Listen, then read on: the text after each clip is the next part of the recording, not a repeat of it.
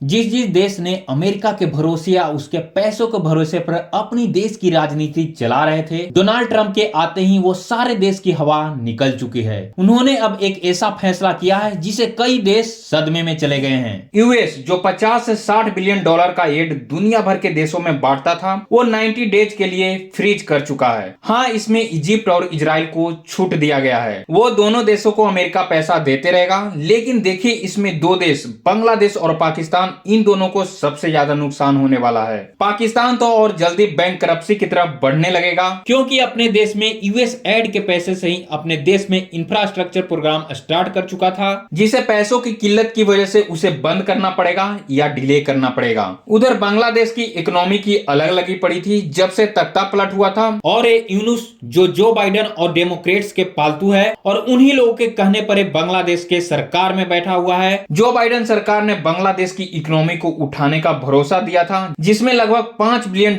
Add के रूप में देने का वादा किया था, लेकिन जैसे ही सरकार चेंज हुई और डोनाल्ड ट्रंप अमेरिका के राष्ट्रपति बने, ये पैसा देने से वो साफ मना कर चुके हैं। लेकिन इवन डोनाल्ड ट्रंप पैसा देने से मना कर चुके हैं। इधर आप न्यूज देख सकते हो, जॉर्ज सोरोस के बेटे एलेक्स सोरोस ये गए थे बांग्लादेश, और ये मोहम्मद यूनिस को आश्वासन दे रहे हैं कि अमेरिका भले ही पैसा देना बंद कर चुका है, लेकिन हम वो पैसा देते रहेंगे। तो आप इसी से समझ सकते हो कि ये किसका पालतू आदमी है और ये किसके कहने पर भारत से रिश्ते खराब कर रहा है और बांग्लादेश में हिंदुओं पर अत्याचार करवा रहा है। और मुझे ये भी बताने की जरूरत नहीं है कि इंडिया में भी जॉर्ज सोरोस से किस किस नेताओं से लिंक पाए गए हैं, और वो सब क्यों अडानी और इंडियन स्टॉक मार्केट को टारगेट कर रहे थे। चलिए, बांग्लादेश को तो एलेक्स सोरोस कैसे भी करके पैसा भेजते रहेंगे, लेकिन पाकिस्तान का क्या, उसका अब क्या होगा? उसको तो बचाने ना ही सोरोस आने वाला है और ना ही चीन। हाँ, चीन कर्ज जरूर दे देगा, लेकिन वो फ्री का कुछ नहीं देता, जैसे यूएस देता था एड के रूप में। और देखिए, जियोपॉलिटिक्स हो या लाइफ, जब भी आप किसी दूसरे देश या लोगों के फ्री के पैसे पर निर्भर हो जाएंगे, तो आज नहीं तो कल